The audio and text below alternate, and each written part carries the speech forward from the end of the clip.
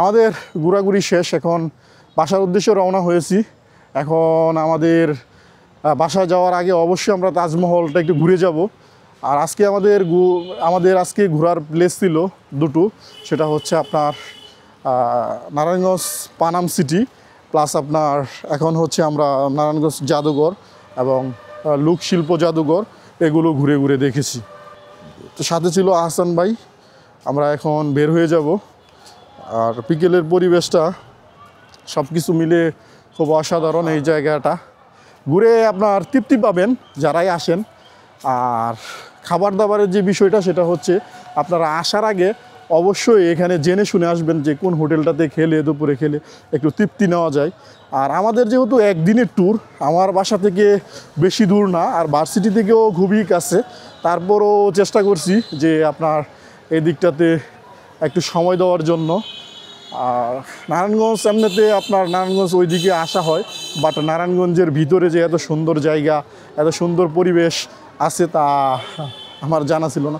আমার ইতিহাস ভালো লাগে, ইতিহাস জানতে ভালো লাগে, পুরাতন যে ইতিহাসগুলো আছে এগুলো ঘাঁটতে ভালো লাগে, তাই এখানে আসা মূলত পুরাতন ইতিহাসকে উপভোগ করা। পানাম সিটির প্রত্যেকটা বিল্ডিংই আমি নতুনভাবে দেখেছি এবং ওইখান থেকে কিছু তথ্য নেওয়ার চেষ্টা করেছি, যা আমার জন্য সত্যি এক আনন্দের বিষয়। এই জায়গাগুলো ঘুরে যখন দেখেছিলাম খুব চমৎকার মনে হলো বিল্ডিংগুলো।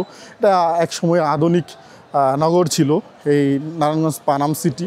তারপর কালের বিবর্তনে যুদ্ধ এবং বিভিন্ন আনুষঙ্গিক সমস্যার কারণে এই পানাম সিটি হারিয়ে যায় আমাদের।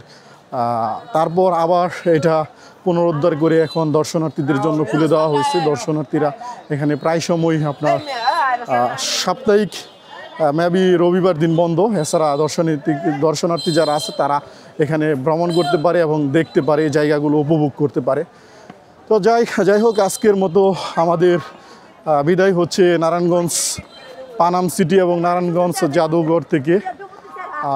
আমাদের ঘোরাঘুরি শেষ। এখানে মানে কাছের পোলাপান যারা আছে তারাও ঘুরে এখন বের হয়ে যাচ্ছি। বের হয়ে মোটরসাইকেল নিয়ে আমাদেরকে চলে যেতে হবে, এছাড়া আর কিছুই করার নাই।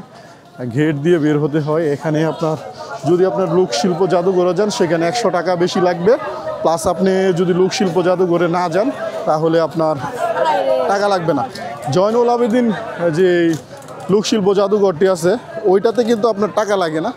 এই সামনের ভিউটা মোটামুটি এরকম বলা চলে, একেবারে এই সাদামাটা।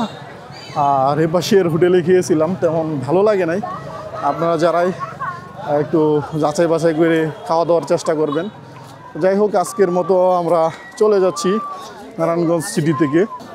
আর আমার গাড়ির পার্কিং করেছি এখানে, আহসান ভাই আসুক, তারপর পার্কিং থেকে গাড়ি নিয়ে আবার গাড়িটা নিয়ে পার্কিংয়ে যে টোকেনটা আছে ওই টোকেনটা দিয়ে এখান থেকে চলে যাব।